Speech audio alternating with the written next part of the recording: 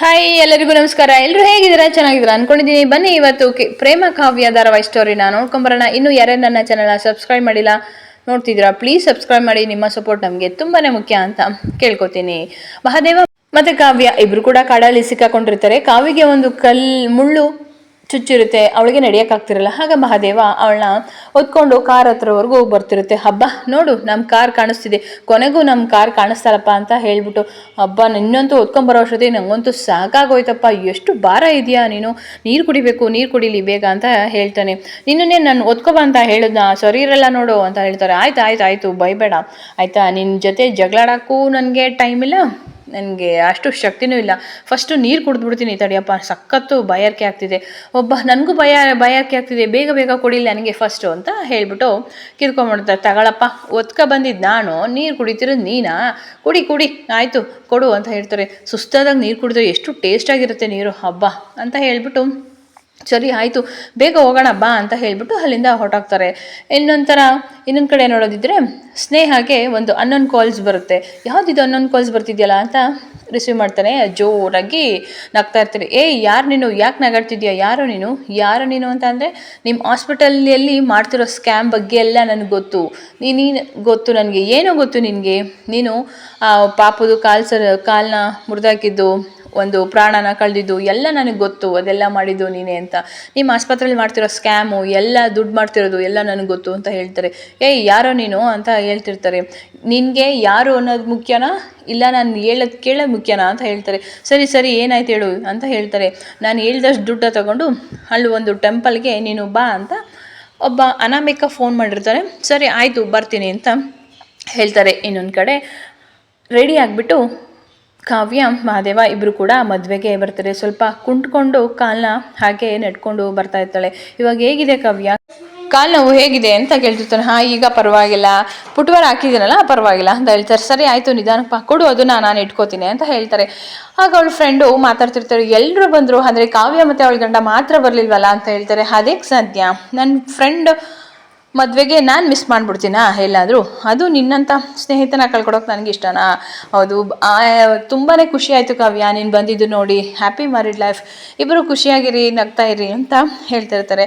ಹೌದು, ತುಂಬ ಡೆಕೋರೇಷನ್ ಎಲ್ಲ ಚೆನ್ನಾಗಿ ಮಾಡಿಸಿದ್ದೀರಾ ಅಂತ ಹೇಳಿಬಿಟ್ಟು ಇಬ್ರಿಗೂ ಕೂಡ ಬೊಕ್ಕೆನ ಇಸ್ಕೊಂಡು ವಿಶ್ ಮಾಡ್ತಾಳೆ ಕಾವ್ಯ. ಏನೇ ಕಾವ್ಯ, ಈ ಡ್ರೈವರ್ನ ಕರ್ಕೊಂಡು ಬಂದಿದ್ಯಾ, ಬೇರೆ ಇನ್ಯಾರೂ ಇರಲಿಲ್ವಾ? ಈ ಕಾಲದಲ್ಲಿ ಯಾರೂ ನಂಬೋಕ್ಕಾಗಲ್ಲ ಕಣೆ, ಅದು ಹೇಗೆ ಬಂದೆ ನೀನು ಈ ಡ್ರೈವರ್ ಜೊತೆ ಅಂತ ಹೇಳ್ತಿರ್ತಾರೆ. ಅದು ಆಗಲ್ಲ ಕಣೆ, ಆಗಲ್ಲ, ಈಗ ಅಲ್ಲ, ನಿಮ್ಮ ಮನೇಲಿ ಅಷ್ಟು ಗೊತ್ತಾಗಲ್ಲ, ಈ ಡ್ರೈವರ್ ಜೊತೆ ಕಳಿಸಿದಾರಲ್ಲ ಅವ್ರನ್ನ ಅಂತ ಕೇಳ್ತಿರ್ತಾರೆ. ಪಾಪ ಕಾವ್ಯಗೆ ಏನು ಹೇಳೋಕ್ಕಾಗಲ್ಲ, ಏನು ಬಿಡೋಕ್ಕೂ ಆಗಲ್ಲ, ಸುಮ್ಮನೆ ಹಾಗೆ ನಿಂತಿರ್ತಾಳೆ. ಏನೇ ಕಾವ್ಯ, ನಿಮ್ಮ ಮನೆಯವರು ಎಲ್ಲಿ ಅಂತ ಕೇಳ್ತಾಳೆ. ನಮ್ಮ ಮನೆಯವರು ಅಂತ ಹೇಳಿದಾಗ ಅಷ್ಟು ಗೊತ್ತಾಗಲ್ವಾ, ಈ ಡ್ರೈವರ್ ಜೊತೆ ಕಳಿಸಿದಾರಲ್ಲ, ಎಷ್ಟು ಸೇಫ್ ಅಲ್ಲ, ಎಷ್ಟು ದೊಡ್ಡ ಮನೆಗೆ ನೀನು ಮದುವೆ ಆಗಿದೆಯಾ ಅಂತ ಅನ್ಕೋತಿರ್ತಾರೆ. ಇನ್ನೊಂದು ಕಡೆ ಮಹಾದೇವ, ನನ್ನ ಕೋಪನ ಕಮ್ಮಿ ಮಾಡ್ಕೋಬೇಕು, ನಾನು ಇವಾಗ ಸುಮ್ಮನೆ ಕೋಪ ಮಾಡ್ಕೊಂಡ್ರೆ ಕಾವ್ಯನ ಮರ್ಯಾದೆ ಹೊರಟಾಗುತ್ತೆ ಅಂತ ಹೇಳ್ಬಿಟ್ಟು ಬನ್ನಿ ಹೋಗೋಣ ಅಂತ ಹೇಳ್ಬಿಟ್ಟು ಅವರೆಲ್ಲರೂ ಕೂಡ ಹೋಗ್ತಾರೆ. ಆಗ ಪಾಪ ಕಾವ್ಯ ಏನು ಮಾತಾಡ್ದಲ್ಲಿರೋಂಥ ಸ್ಥಿತಿಯಲ್ಲಿ ಇರ್ತಾಳೆ. ಮಹಾದೇವನು ಪಾಪ ಸುಮ್ಮನೆ ಆಗ್ತಾನೆ. ಇನ್ನೊಂದು ಕಡೆ ಸ್ನೇಹ ಆ ಕಾರಲ್ಲಿ ಅವನು ಹೇಳಿದಂಥ ಲೊಕೇಟಿಗೆ ಬಂದಿರ್ತಾಳೆ. ಇದೇ ಅಲ್ವಾ ಅವರು ಪ್ಲೇಸಸ್ನ ಕಳಿಸಿದ್ದು ಅಂತ ಹೇಳ್ಬಿಟ್ಟು ಅಲ್ಲಿಗೆ ಬರ್ತಾಳೆ. ದುಡ್ಡನ್ನು ಕೂಡ ಅವಳು ಡಿಕ್ಕಿಗೆ ಹಾಕ್ಕೊಂಡು ತೊಗೊಂಡು ಬಂದಿರ್ತಾಳೆ. ಆ ದುಡ್ಡನ್ನೆಲ್ಲ ಒಂದು ಬ್ರೀಫ್ ಕೇಸ್ಗೆ ಹಾಕ್ಕೊಂಡು ಬಂದಿರ್ತಾಳೆ. ಇದೇ ತಾನೇ, ಎಲ್ಲಿ ಯಾರು ಕಾಣ್ತಿಲ್ವಲ್ಲ ಅಂತ ಹೇಳ್ತಾರೆ. ಅದೇ ಟೈಮ್ಗೆ ರಾಮ್ ಕೂಡ ಫೋನ್ ಮಾಡ್ತಾರೆ. ಸ್ನೇಹಕ್ಕೆ ಸ್ವಲ್ಪ ಭಯ ಆಗುತ್ತೆ. ಏನಿದು ರಾಮ್ ಕಾಲ್ ಮಾಡ್ತಿದ್ದಾರಲ್ಲ ಅಂತ ಹೇಳ್ಬಿಟ್ಟು ರಿಸೀವ್ ಮಾಡ್ತಾರೆ. ರಾಮ್ ಹೇಳಿ ಅಂತ ಹೇಳ್ತಾರೆ. ಎಲ್ಲಿದೆಯಾ ಸ್ನೇಹ ಅಂತ ಹೇಳ್ತಾರೆ. ಅದು ಯಾಕಿದು ಇಷ್ಟೊಂದು ಕನ್ವರ್ಸ್ ಇದೆಯಾ? ಮನೇಲಿದ್ದೀನಿ ರಾಮ್ ಅಂತ ಹೇಳ್ತಾರೆ. ಹೌದಾ, ಮನೇಲಿದ್ಯಾ, ಸರಿ ಆಯಿತು, ಹಾಸ್ಪಿಟಲಲ್ಲಿ ಎಲ್ಲೂ ಕಾಣಿಸ್ಲಿಲ್ವಾ, ಅದಕ್ಕೆ ಕಾಲ್ ಮಾಡಿದೆ ಅಷ್ಟೇ ಸ್ನೇಹ, ಸರಿ ಆಯಿತು ಅಂತ ಹೇಳ್ಬಿಟ್ಟು ಫೋನ್ನ ಕಟ್ ಮಾಡ್ತೇನೆ. ಅಪ್ಪ ಸತ್ಯ ಫೋನ್ ಕಟ್ ಮಾಡ್ದ ಅಂತ ಅನ್ಕೋತಾಳೆ. ಆಗ ಸ್ನೇಹಗೆ ಒಂದು ನಂಬರಿಂದ ಕಾಲ್ ಮಾಡಿರ್ತಾರಲ್ಲ, ಆ ನಂಬರ್ಗೆ ಕಾಲ್ ಮಾಡ್ತಾರೆ. ನೀವು ಹೇಳಿದ ಲೊಕೇಟ್ಗೆ ನಾನು ಬಂದಿದ್ದೀನಿ, ಎಲ್ಲಿದ್ದೀರಾ ಏನಂತ ಕೇಳ್ತಾರೆ. ಯಾರು ನೀವು, ಯಾರೋ ಒಬ್ಬರು ಫೋನ್ ಇಸ್ಕೊಂಡು ಕಾಲ್ ಮಾಡಿದರು, ಅವ್ರು ಇರ್ಬೋದು, ನಾನಲ್ಲಮ್ಮ, ರಾಂಗ್ ನಂಬರ್ ಅಂತ ಹೇಳ್ತಾರೆ. ಆಗ ಬ್ರಿಕ್ ಟೇಸ್ಟ್ನ ಇಟ್ಕೊಂಡು ಸ್ನೇಹ ಕೆಳಗಡೆ ಇಳಿದು ದೇವಸ್ಥಾನ ಒಳಗಡೆ ಬರೋಕ್ಕೆ ಅಂತ ಬರ್ತಿರ್ತಾಳೆ. ಒಂದು ಕಡೆ ಫುಲ್ಲು ಭಯ ಸ್ನೇಹಕ್ಕೆ. ಏನಿದು, ಯಾರಿರ್ಬೋದು, ಯಾರೋ ನನ್ನ ಬೇಕು ಅಂತ ಆಟ ಆಡಿಸ್ತಿದ್ದೀರಾ ಏನು ಅಂತ ಹಾಗೆ ಅನ್ಕೋತಾ ಇರ್ತಾಳೆ. ಇನ್ನೊಂದು ಕಡೆ ಕಾವ್ಯನ್ ಫ್ರೆಂಡ್ಸ್ ಎಲ್ಲರೂ ಕೂಡ ರಿಜಿಸ್ಟರ್ ಮ್ಯಾರೇಜಕ್ಕೆ, ಅದು ಲವ್ ಮ್ಯಾರೇಜ್ ಆದ್ದರಿಂದ ರಿಜಿಸ್ಟರ್ ಮ್ಯಾರೇಜಕ್ಕೆ ಅಂತ ರಿಜಿಸ್ಟರ್ ಆಫೀಸಿಗೆ ಬಂದಿರ್ತಾರೆ. ನಿಮ್ಮ ತಂದೆ ತಾಯಿ ಯಾರು ಬಂದಿಲ್ವಮ್ಮ? ಇಲ್ಲ ಸರ್, ನಾವು ಲವ್ ಮ್ಯಾರೇಜ್ ಆಗ್ತಿರೋದು, ನಮ್ಮ ತಂದೆ ತಾಯಿಗೆ ಇನ್ನೂ ಹೇಳಿಲ್ಲ ಅಂತ ಹೇಳ್ತಾರೆ. ಆದರೂ ನಿಮ್ಮ ತಂದೆ ತಾಯಿಗೆ ಹೇಳ್ಬೇಕಲ್ವಮ್ಮ, ಅವರು ಹೊತ್ತು ಸಾಕಿರ್ತಾರೆ ಅಂತ ಹೇಳ್ತಾರೆ. ಇಟ್ಸ್ ಓಕೆ ಸರ್, ನಾವು ಆಮೇಲೆ ಹೇಳ್ಕೊತೀವಿ ಅಂತ ಹೇಳ್ತಾರೆ. ಈ ಹಾರ ತಂದಿರ್ತಾರೆ, ಹಾರ ಎಲ್ಲರೂ ಕೂಡ ಬದಲಾಯಿಸ್ಕೊಂಡು ರಿಂಗು ಎಲ್ಲನೂ ಕೂಡ ಒಬ್ರಿಗೊಬ್ರು ಬದಲಾಯಿಸ್ಕೊತಾರೆ. ಹಾಗೆ ತಾಳಿನೂ ಕೂಡ ತಂದಿರ್ತಾರೆ. ಅದನ್ನ ಕಾವ್ಯ ಅವಳ ಕೈಯಾರೆ ಮುಟ್ಟಿ ನಮಸ್ಕಾರ ಮಾಡಿ ಕೊಡ್ತಾರೆ. ನೀವಿಬ್ರು ಚೆನ್ನಾಗಿರಿ, ಖುಷಿಯಾಗಿರ್ಬೇಕು ಅಂತ ಹೇಳ್ತಿರ್ತಾರೆ. ಅಲ್ಲಿ ಅವ್ರ ಫ್ರೆಂಡ್ಸ್ ಎಲ್ಲರೂ ಕೂಡ ಬಂದಿರ್ತಾರೆ. ಎಲ್ಲರೂ ಕೂಡ ತುಂಬಾ ಖುಷಿಯಾಗಿ ಎಲ್ರಿಗೂ ಕೂಡ ವಿಶ್ ಮಾಡ್ತಾರೆ. ಒಬ್ರಿಗೊಬ್ರು ಹಾರ, ರಿಂಗು ಹಾಗೆ ತಾಳಿ ಎಲ್ಲನೂ ಕೂಡ ಅಲ್ಲೇ ಬದಲಾಯಿಸ್ಕೊತಾರೆ. ನನ್ಗಿಲ್ಲಿ ಕೆಲಸ ಮುಗೀತಪ್ಪ, ನಾನು ಮದುವೆ ಮಾಡಿಸಿದ್ದೀನಿ, ನೀವೆಲ್ಲರೂ ಕೂಡ ಇನ್ನು ಖುಷಿಯಾಗಿರಬೇಕು ಅಂತ ಹೇಳ್ತಾರೆ. ಸರಿ ಸರ್, ಆಯಿತು, ಥ್ಯಾಂಕ್ ಯು ಅಂತ ಹೇಳ್ತಾರೆ. ಅಲ್ಲಿ ಬಂತಂದಿದ್ದ ಗಿಫ್ಟ್ಸ್ಗಳೆಲ್ಲನೂ ಆ ಫ್ರೆಂಡ್ಸು ಎಲ್ರಿಗೂ ಕೂಡ ಕೊಡ್ತಾರೆ. ಬನ್ನಿ ಹೋಗೋಣ, ಆಚೆ ಹೋಗೋಣ ಅಂತ ಹೇಳ್ಬಿಟ್ಟು ಎಲ್ಲರೂ ಕೂಡ ಹೋಗ್ತಾರೆ. ನಂತರದಲ್ಲಿ ಮಹಾದೇವನು ಕೂಡ ಅಲ್ಲೇ ನಿಂತ್ಕೊಂಡು ಅದನ್ನೆಲ್ಲ ಹಾಗೆ ನೋಡ್ತಾ ಇರ್ತಾನೆ. ಇದು ಲವ್ ಮ್ಯಾರೇಜ್ ಅಲ್ವಾ, ಹಾಗಾಗಿ ಇನ್ನೊಂದು ಕಡೆ ಸ್ನೇಹ ಬ್ರೀಕ್ ಟೇಸ್ಟ್ನ ಇಟ್ಕೊಂಡು ಫುಲ್ಲು ಶಾಕ್ ಆಗಿರ್ತಾಳೆ, ಸ್ವಲ್ಪ ಭಯಪಟ್ಟಿರ್ತಾಳೆ. ಅದೇ ವಯದಲ್ಲಿ ಬ್ರೀಕ್ ಟೇಸ್ಟ್ನ ಕೆಳಗಡೆ ಬೀಳಿಸ್ಬಿಡ್ತಾಳೆ. ಆಗ ದುಡ್ಡೆಲ್ಲ ಚೆಲ್ಲೋಗುತ್ತೆ. ಆಗ ಅದನ್ನೆಲ್ಲ ಬಾಚ್ಕೋತಾ ಇರ್ತಾಳೆ. ಬಾಚ್ಕೊಂಡು ಯಾರಪ್ಪ ಇದು, ಯಾರೋ ಪ್ಲ್ಯಾನ್ ಮಾಡಿ ಇದನ್ನ ಮಾಡಿದಾರಲ್ಲ, ಇವಾಗ ಏನು ಮಾಡೋದು ಅಂತ ಹೇಳ್ಬಿಟ್ಟು ತುಂಬ ನರ್ವಸ್ ಆಗಿ ಭಯ ಪಟ್ಕೊಂಡು ನೋಡೋಣ ದೇವಸ್ಥಾನದೊಳಗಡೆ ಹೋಗೋಣ ಅಂತ ಹೇಳಿಬಿಟ್ಟು ಸ್ಲಿಪ್ಪರ್ನ ಅಲ್ಲಿ ಬಿಟ್ಬಿಟ್ಟು ಬ್ರೀಫ್ಕೇಸ್ನ ಹಾಗೆ ಗಟ್ಟಿಯಾಗಿ ಇಟ್ಕೊಂಡು ಭಯದಲ್ಲೇ ಬರ್ತಾ ಇರ್ತಾಳೆ. ಇನ್ನೇನು ಆ ಕಡೆ ತಿರ್ಕೋತಾಳೆ, ಆಗ ಜೋರಾಗಿ ಸ್ನೇಹ ಅಂತ ರಾಮ್ ಕೂಗ್ತಾಳೆ. ಫುಲ್ ಭಯ ಆಗೋಗುತ್ತೆ. ಏನಿದು, ರಾಮ್ ಇಲ್ಲಿ ಬಂದಿದ್ದಲ್ಲ, ಸ್ನೇಹ ನಿಂತ್ಕೋ ಅಂತ ಹೇಳ್ತಾನೆ. ರಾಮ್ ನೀನು ಇಲ್ಲಿ, ನೀನೇನಿಲ್ಲಿ ಅಂತ ಕೇಳ್ತಾಳೆ. ನೀನು ಯಾಕೆ ಬಂದೆ ಇಲ್ಲಿಗೆ, ಹೇಳು ಸ್ನೇಹ, ಯಾಕೆ ಬಂದೆ ಇಲ್ಲಿಗೆ? ಬ್ರೀಫ್ಕೇಸಲ್ಲಿ ನೀನು ದುಡ್ಡು ಹಾಕೋತಿರೋದನ್ನ ನಾನು ನೋಡಿದೆ, ಯಾರಿಗೆ ಕೊಡೋಕ್ಕೆ ಬಂದೆ, ಏನು ಅಂತ ಎಲ್ಲ ಕ್ವಶನ್ಸ್ ಮಾಡ್ತಿದ್ದಾನೆ. ಅದು ರಾಮ್ ಒಬ್ಬರು ಮೆಡಿಸನ್ ಅವ್ರಿಗೆ ದುಡ್ಡು ಕೊಡಬೇಕಿತ್ತು, ನೀವು ಆನ್ಲೈನ್ ಪೇಮೆಂಟೇ ಮಾಡ್ತಿರಲ್ವಾ, ಇಲ್ಲಿಗೆ ಯಾಕೆ ಬಂದ್ರಿ?